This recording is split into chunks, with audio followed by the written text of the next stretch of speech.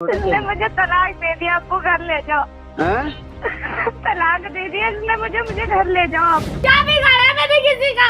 अगर मैं बुरा करती तो आज मेरे बच्चा मरा ही हो जाना। क्या बोल रहे तुम? देखो मिला दो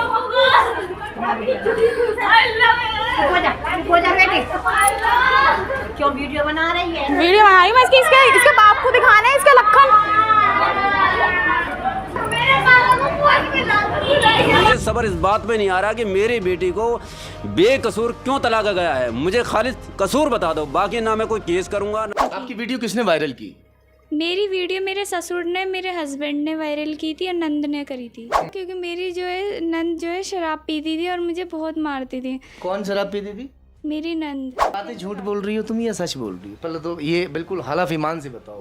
क्योंकि ससुराल के बाद में अगर कोई सहारा होता है तो माँ बाप का ही सहारा होता है, मगर आज भी वो इस सवाल का जवाब ढूंढ रही है कि मेरे शौहर ने आखिर मुझे तलाक इतनी छोटी सी बात पर क्यों दे दिया। हेलो दोस्तों, मैं आपका दोस्त सैयद अली आरफी, न्यूज रिएक्शन आरफी में आपका बहुत बहुत स्वागत है। आज जो मैं आपके लिए वीडियो लेके आया हूँ, जैसे कि सभी वालिदैन अपनी बच्ची के लिए एक अच्छा शौहर, अच्छा घर तलाश करते हैं, यही सोचकर 11 महीने पहले इस बच्ची की शादी की गई थी। 11 महीने उस बच्ची की शादी को हुए थे, उसको तलाक हो चुकी है और वो तकरीबन 8 महीने की प्रेग्नेंट भी है। ऐसी क्या वजह रही है जो इस बच्ची को तलाक हुई है? वीडियो को आपको आखिर तक देखना है और जब ये आप वीडियो देखोगे तो आपकी आंखों में भी आंसू आ जाएंगे। ये बड़ी मासूम बच्ची है, इसके साथ क्या क्या जुल्म हुए हैं, इसके लिए आप वीडियो को आखिर तक देखें। वीडियो लाइक करें, चैनल को सब्सक्राइब करें। चलिए वीडियो शुरू करते हैं।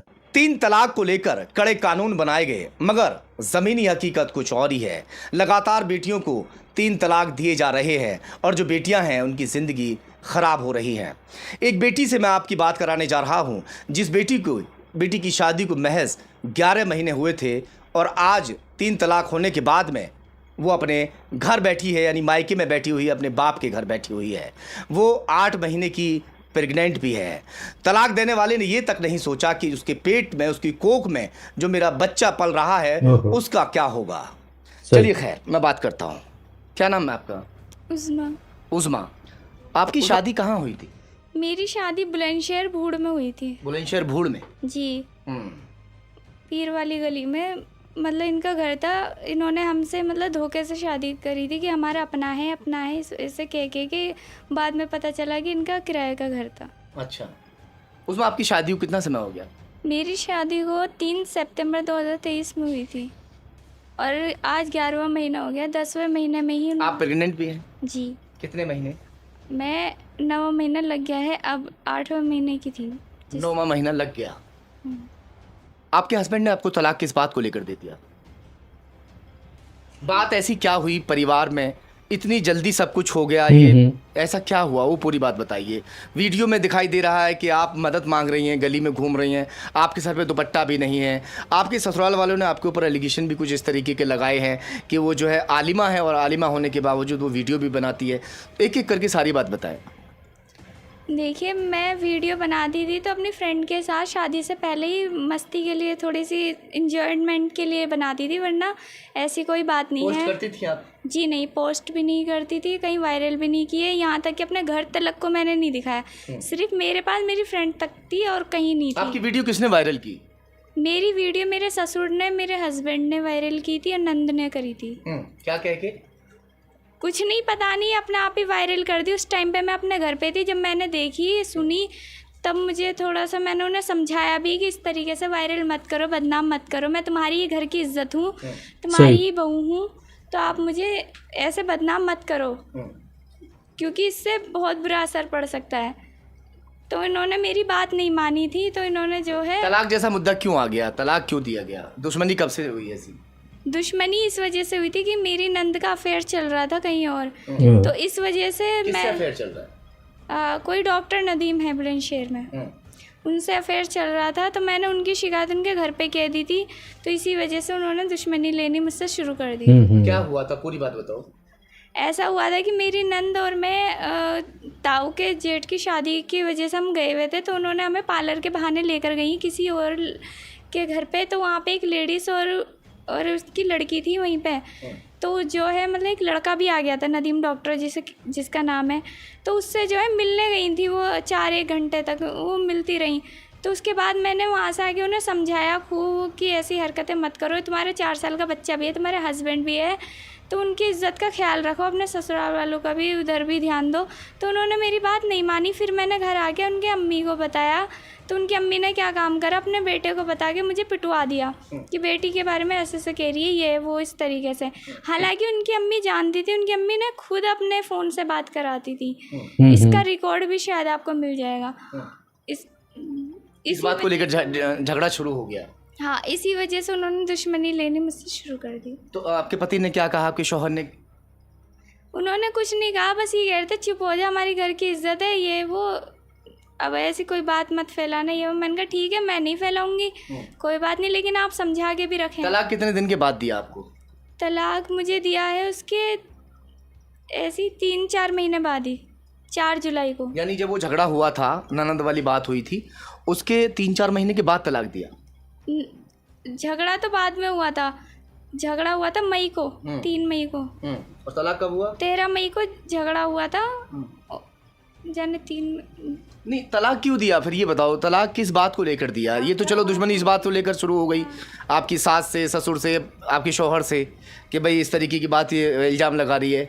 असल में इनकी कोई बात थी आपस में, कोई सुबह से शाम तक की तो ऐसी कोई बात नहीं थी। हम दोनों खूब हंस रहे थे, बोल रहे थे, खाना भी साथ में खाया, यहाँ तक कि मैंने अपने हाथों में मेहंदी भी लगाई थी। खूब अच्छे से हम लोग जो है बातें भी कर रहे थे, कोई ऐसी बात भी नहीं थी। तो ये क्या काम कर रहे थे कि इन्होंने कहा कि उज़्मा मैं वो लेकर आ रहा हूँ सामान, तुम दाल बना देना और आलू अंडा बना देना। मैंने कहा ठीक है, आप ले आओ, मैं बना दूँगी। फिर उसके बाद मैं कुरान शरीफ पढ़ के मैं उठी, तो मैंने क्या काम करा, मसाला वसाला पीस के सब चीज़ रेडी कर दिया। तो उनकी अम्मी की कुछ और डिमांड थी और दादी की कुछ और डिमांड थी कि ये बना दो, और उनकी कोई और डिमांड थी कि ये बना दो। तो मैंने सोचा ठीक है, मैं थोड़ा थोड़ा कर। पति अलग डिमांड कर रहा था, दादी अलग डिमांड कर रही थी, और जो आपकी सास है अलग डिमांड कर रही थी। वो कह रहा है आलू अंडा बना दो, वो कह रहा है कि कुछ और दाल बना दो, चटनी बना दो, कोई कह रहा है चटनी बना दो। एक बहू जो है उसे कुछ लोग नौकरानी समझ लेते हैं और अपनी अपनी डिमांड जो है वो रखनी शुरू कर देते हैं। वो उसके साथ हो रहा था। अच्छा, फिर बताओ। तो इस बात पे इनकी आपस में कोई बात हो रही थी अंदर, मुझे तो पता नहीं था।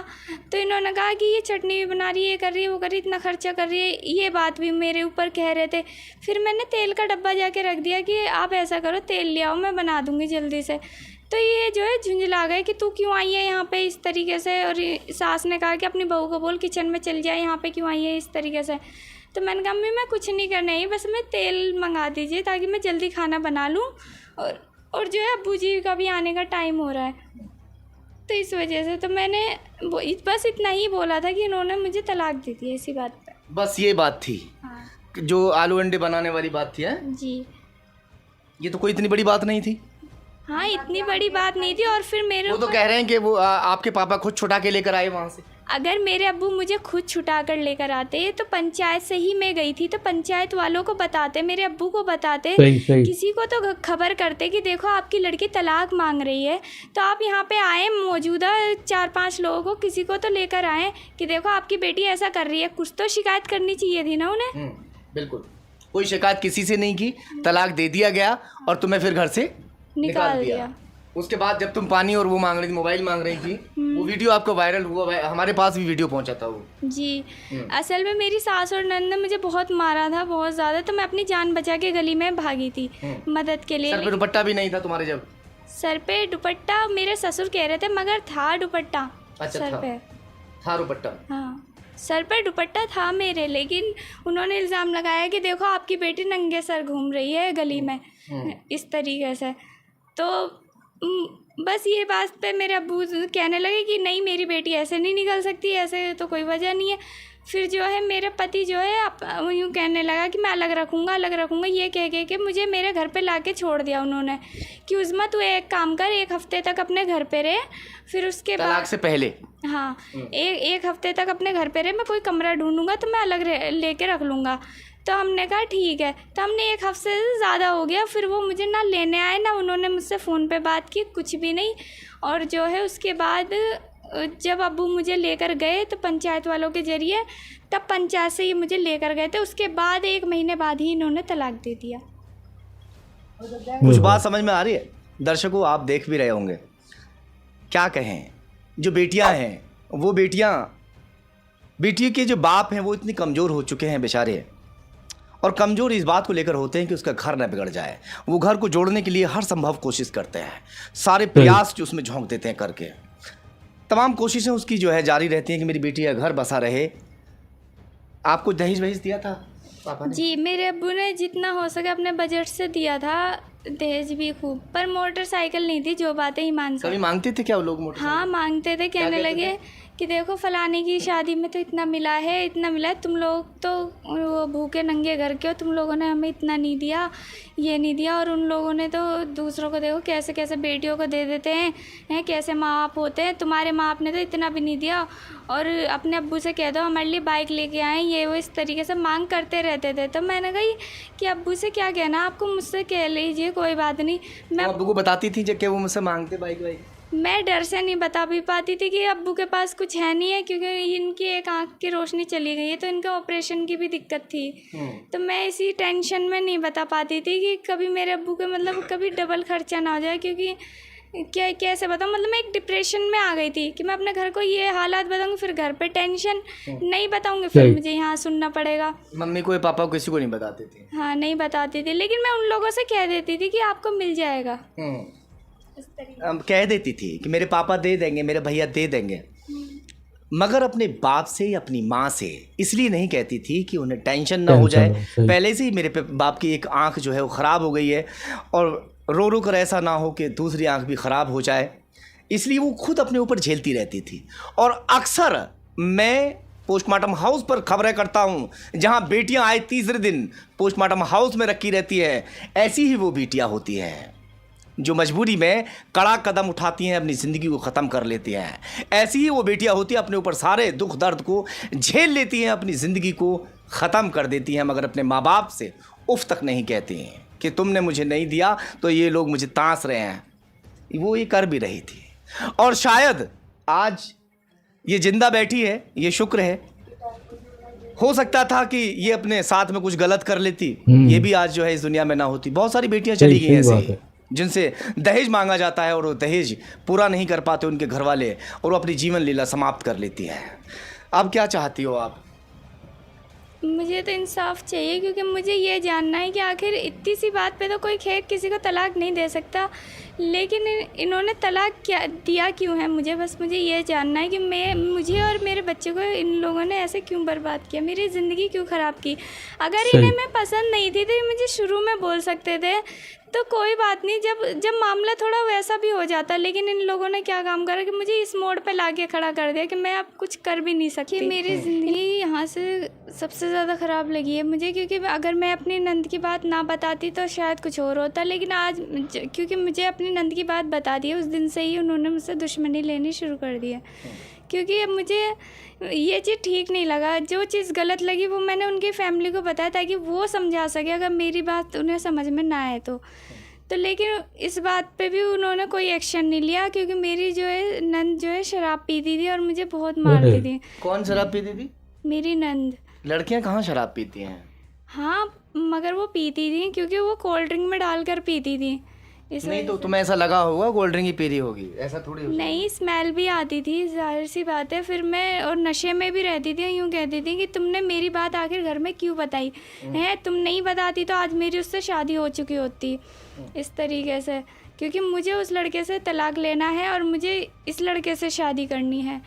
तो मैंने उन्हें कहा था कि देखो अगर तुम्हें शादी करनी है तो तुम अपनी फैमिली से कहो, ठीक है, लेकिन मुझे मत मारा करो इस बात पे। तो कहने लगी नहीं तुमने क्यों बताई घर में बात, इस तरीके से कह के मुझे मारते रहते थे, टॉर्चर करते थे। तो मैं एक बार फिर मैंने अम्मी से भी कह दी थी कि देखो अम्मी इस बात पे ही मुझे मार रही हैं। तो अम्मी ने भी मुझे उल्टा सीधा सुनाया कि तेरी वजह से आग लग गई है, इस वजह से, क्योंकि आज मेरी बेटी दुख में है, इससे शादी करके वो सुख में होती, मगर तूने हमारा सारा गेम सारा। ये बातें झूठ बोल रही हो तुम या सच बोल रही हो? पहले तो ये बिल्कुल हलफ ईमान से बताओ, आप एक आलिमा हो, सास से तुमने ये बात कही थी? हाँ ये बात मैंने कही थी, पर वो बात भी कराती थी। जो सास है आपकी? जी, अपने फोन से बात। देख लेना, अल्लाह के यहाँ पकड़ हो जाएगी झूठ बोल। जी बिल्कुल, आप रिकॉर्ड निकाल सकते हैं। कि बात होती है उनके फ़ोन से? जी बिल्कुल, बात भी कराई है। यहाँ तक कि उन्होंने मेरी नंद ने कहा था कि अब 80,000 का जाने कितने 30,000 का उन्होंने फ़ोन भी दिलाया था और 38,000 रुपये खुद मेरे हस्बैंड ने लिए हैं उस डॉक्टर नदीम से उधार। और फिर वो बात कराता था अपनी बहन की भी, और मैं कहती थी ये गलत है, आप अपनी बहन की बातें इस तरीके से ना कराया करें। मैंने खूब उन लोगों का माहौल चेंज करने की खूब कोशिश की, लेकिन उस माहौल से उन्हें कोई एक्सचेंज फील नहीं हुआ और उल्टा उन्होंने मुझे मारना शुरू कर दिया है, मतलब मेरे से दुश्मनी लेनी शुरू कर दी। शायद इसी वजह से उन्होंने मुझे तलाक दे दिया। और फिर उसके बाद से इन्होंने जो दुश्मनी लेनी शुरू की है तो मुझे मारने की प्लानिंग कर ली। कभी गैस ऑन करके बाहर को चली जाती थी, नीचे वाली पड़ोसन भी नहीं रहती थी, ये काम जब करती थी, क्योंकि नीचे वाली अगर पड़ोसन रहती, जाहिर सी बात है गैस ऑन करती तो उन्हें भी नुकसान होता, मुझे भी होता। लेकिन वो ऐसा काम जब करती थी, जब नीचे वाली पड़ोसन चली जाती थी तो छोटे से अपने नवासे के हाथों गैस ऑन करवा कर ये लोग जो है नीचे चले जाते थे। फिर उसके बाद मुझे स्मेल आती थी तो मैं ऑन कर देती थी। फिर मैं कहती थी कि अम्मी गैस कैसे ऑन हो जाता है, ये वो इस तरीके से। कहने लगी मुझे क्या पता, बच्चा है, बच्चे ने कर दिया होगा, इस तरीके से बातें वो टाल देती थी। मैंने कहा ठीक है, ये एक नहीं 2-3 दफ़ा हो चुका है। मैंने 2-3 दफ़ा भी कही थी, मुझे बिजली से मारने की भी प्लानिंग करी थी, लेकिन शुक्र है खुदा का कि उन्हीं का बेटा। कैसे? मैं यहाँ से आ रही थी तो अपने घर से ससुराल जा रही थी, ये भी थे मेरे साथ। तो इस तरीके से इनकी कोई माँ में बेटे में कोई बात हुई होगी, कुछ भी फ़ोन वोन पे, तो इन्होंने कहा जल्दी चल उस्मा, जल्दी चल, लेट हो रहा है। तो मैंने कहा ठीक है। तो हम जैसे बुलंदशहर पहुँचे, मैं डायरेक्ट अपने कमरे में गई थी। असल में जाना तो मुझे उधर था, लेकिन मैं ना जाने कैसे मैं अपने कमरे की तरफ चली गई। जाने के बाद मुझे पता चला कि एक नंगा तार इधर नीचे गीले में लगा रखा था और एक कूलर में उसमें प्लग में टच कर रखा था। तो जैसे ही मैं जाती तो कूलर, जाहिर सी बात है कूलर से टच हुआ था वो तार पानी के ज़रिए, तो मुझे वो लग भी सकता था, लेकिन उनका बेटा खुद ही चिपक गया उस करंट में। तो उसके बाद वो चिल्लाई कि मेरे बच्चा ये वो इस तरीके से करंट लग गया ये वो। तो उसने पूछा कि अम्मी ये कैसा हो गया, एक तार तो प्लग में, एक इस तरीके से, मतलब माँ बेटी में बात हो रही थी, माँ बेटे में। तो जो है ना, तो मेरे सामने तो कहीं नहीं, मैं अपने कमरे में थी, ना जाने उनमें क्या बात हुई। फिर उसके बाद से उन्होंने मुझे मारने की 2-3 दफ़े काफ़ी प्लानिंग करी थी, लेकिन अल्लाह का शुक्र है मैं बच गई। मुझे इंसाफ चाहिए। उज़्मा के पिता भी इस वक्त यहाँ पर बैठे हुए हैं। अपनी बदनसीबी को उज़्मा तो रो ही रही है, मगर उस दिन से बाप का आंसू भी नहीं टूटा। बिटिया की शादी कहाँ की थी आपने? जी बुलंदशहर भूल चौराहा पीर वाली गली में। उसका जो लड़का है, जो दामाद है, उसका नाम मोहम्मद अरकाफ है और पिताजी का नाम जो है मोहम्मद जकी है, और वो पीर वाली गली में रहते हैं। आपको ये कहा गया है कि आपने खुद जो है बेटी का तलाक वहाँ से करवा दिया? नहीं भाई, मेरे पास तो अचानक फ़ोन आया था शाम को 7 बजे 2 तारीख को। वो 2 तारीख को कि भाई ऐसा है, तो नहीं सॉरी 4 तारीख को आया था शाम को 7 बजे मगरिब के टाइम पे। तो मेरी बेटी एकदम रोने लगी, कर अब्बू मुझे ले जाओ यहाँ से। मैंने क्यों, क्या बात होगी बेटा, कुछ खैरियत तो है? कर अब्बू इसने मुझे 3 तलाक दे दिए। रिकॉर्डिंग है आपके पास? जी बिल्कुल है मेरे पास रिकॉर्डिंग। रिकॉर्डिंग भी दीजिएगा। ठीक है, मैं अभी आपको रिकॉर्डिंग भी देता हूँ। तो मैंने फ़ौरन बुलंदशहर से 2 जिम्मेदार आदमी उनके घर पे भेजे। एक का नाम सईद पहलवान है और एक का नाम सूफी जी है। तो उनको मैंने भेजा उनके घर पे, भाई पता करो ये बात सच है या झूठ है। तो वो दोनों गए बारिश में भीगते हुए। तो वहाँ जाने के बाद पता चला कि वाकई में तलाक हो चुका है। फिर उन्होंने किसी मुफ्ती से पूछा तो मुफ्ती ने भी कह दिया जी तलाक हो चुका है। फिर मेरे पास फ़ोन आया कि सईद भाई जो है तुम्हारी लड़की का तलाक हो चुका है, अब आप इसको ले जाओ। तो मैं रात के 11 बजे के करीब पहुँचा वहाँ पर बुलंदशहर। वहाँ पहुँचने के बाद मैं सीधा उनके थाने गया, मतलब वहाँ तो नहीं गया उनके घर पे कि हो सकता है कुछ इल्ज़ाम लगा दे मेरे ऊपर। तो मैं डायरेक्ट थाने गया। आवास निवास नाम है शायद उसका, आवास विकास चौकी है। हाँ, आवास विकास चौकी। वहाँ का जो इंचार्ज है सोनू साहब, तो उनसे मेरी बात हुई। तो उन्होंने रात को ही पुलिस उनके घर पे भेजी। भेजने के बाद बाप तो फरार हो गया, दोनों बेटों को जो है पुलिस लाई पकड़ के। लाने के बाद उनसे 2-4 मतलब जैसे कुछ उल्टा सीधा बोलने के बाद उन्हें ले गए, छोड़ दिया। मैं सुबह से लेके यानी कि रात के 11 बजे से लेके और शाम को 5 बजे तक मैं थाने में बैठा रहा। मैंने कहा भाई मुझे FIR की कॉपी दो, अगर FIR हुई है या नहीं हुई है। तो उन्होंने मुझे कॉपी नहीं दी पुलिस वालों ने। तो शाम को फ़ोन आता है एक जिम्मेदार आदमी का, आप हमारे घर पे आ जाओ और पंचायत बैठ गई, आप पंचायत में आके बैठ के बात कर लो। मैंने कहा ठीक है भाई, पहली बात तो मुझे सबसे पहले FIR करानी है, आप पंचायत क्यों जोड़ रहे हो? कहा जी नहीं ऐसा है कि आप बाद में हो जाएगी FIR, तो आप पहले आओ तो सही। भाई मैं और मेरी बेटी थी और मेरा छोटा भाई था, हम 3 जने उनके घर पे चले गए। वहाँ पंचायत हुई, पंचायत होने के बाद उन्होंने इस बात को मान लिया कि जी तलाक हो चुका है। तो फिर लास्ट में जाकर भाई मैं अपनी बेटी को वहाँ पे क्या करता, मैं अपने घर पे ले आया। अब जब से वैसे कभी लेन देन हुआ है? लेन देन ये हुआ है कि जो मैंने उनको कर्जा दे रखा था, कभी मेरे से 10,000 मांगा, कभी 5,000 मांगा, मतलब इस तरीके से मेरे से वो मांगते रहे कर्जे के तौर पे कि भाई हमें मजबूरी है, हमारा काम नहीं चल रहा, हमने बाइक निकलवाई है किस्तों पे, मोबाइल किस्तों पे निकलवाया है, कुछ हम पे कर्जा है, राशन वाले का वो देना है, हम आपको खाते कमाते दे देंगे। तो मैंने अपने भतीजे के यहाँ उसको साइड भी दिलवाई इस वजह से कि ताकि ये कुछ पैसा वहाँ से कमा लेंगे तो अपन का खर्चा चल जाएगा और जो मेरा कर्जा वो भी उतर जाएगा। तो कर्जा तो बहुत दूर की बात है, इन्होंने जो मेरा शादी में पैसा लगाया है 5,30,000 रुपया वो भी नहीं दिया, और जो मेरा कर्जा था 2.5 लाख रुपये, उसमें से 2,30 की मेरे को DD बना के दे दी कि जी ये ले लो। अब भाई मैं क्या करता हूँ, कम से कम मैंने कहा जो मेरा कर्जा है वो तो आ जाए, पूरा भी नहीं आया। उसके बाद जो मेरा सामान गया सो गया, दहेज भी उन्होंने रख लिया, कोई बात नहीं, मैं उस पर भी सब्र कर लिया।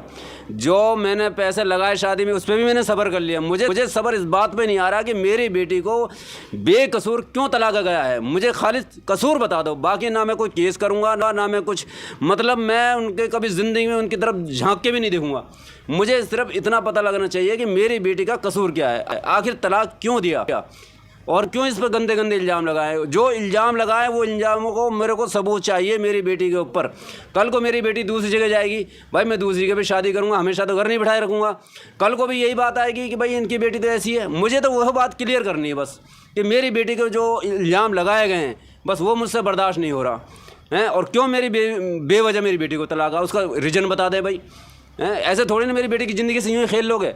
कोई भी आया मुंह उठाकर और एकदम तलाक दे दिया, ये तलाक का क्या बना रखा है, ये मजाक बना रखा है। सरकार कहती है 3 तलाक पे जो कानून है, कुछ भी कानून नहीं है, कोई इंसाफ ही नहीं मिल रहा। मैं आज मुझे 2-3 महीने हो गए धक्के खाते हुए, ना कोई पुलिस चौकी में मेरी FIR लिखी जा रही है, ना थाने में, ना कोर्ट में। अरे कोई तरीका है, इससे अच्छा तो हम जहर खा के मर जाए, क्या फ़ायदा है ऐसी ज़िंदगी का। बेटी होना भी क्या गुनाह हो गया यार। सबसे दुनिया में गरीब तो या तो बेटी है या गाय है। किसी भी कसाई के खूंटे पे बांध दो, वो क्या करेगा, मारेगा पीटेगा, कोई नहीं है। ये सब ढिठबंग है, सब ड्रामा है। लोग ये दहेज जो मांगते हैं ना, ये कोई मतलब ये ड्रामा है। यूँ कहता है जी हमें कुछ नहीं चाहिए, इन्हें सब कुछ चाहिए, बेटी नहीं चाहिए, इन्हें माल चाहिए बस। माल किसी के पास होता दे देते हैं भाई, जो गरीब है नहीं दे पाता। मेरी बेटी के नसीब में नहीं था, जितना था मैंने दे दिया। मैं जो माल से कोई बात नहीं, ये तो आती जाती है, इससे कोई दिक्कत नहीं है। पर मुझे सब्र नहीं आ रहा कि भाई मेरी बेटी को बेकसूर तलाक क्यों है। बस वो लोग नशेड़ी हैं, इंजेक्शन लगाते हैं, ड्रग्स का शराब पीते हैं, कोई मतलब वैसे भी बदनाम है, इतना पूरा माशरा ख़राब है। भाई हम तो इन चीज़ों से भाई बस मेरी बेटी बच गई वो बहुत बड़ी बात है मेरे लिए। तो बस तलाक हो चुका है, अपने घर बैठी हुई है, माँ बाप ने कलेजे से लगाकर अपनी बेटी को अपने पास रख लिया है।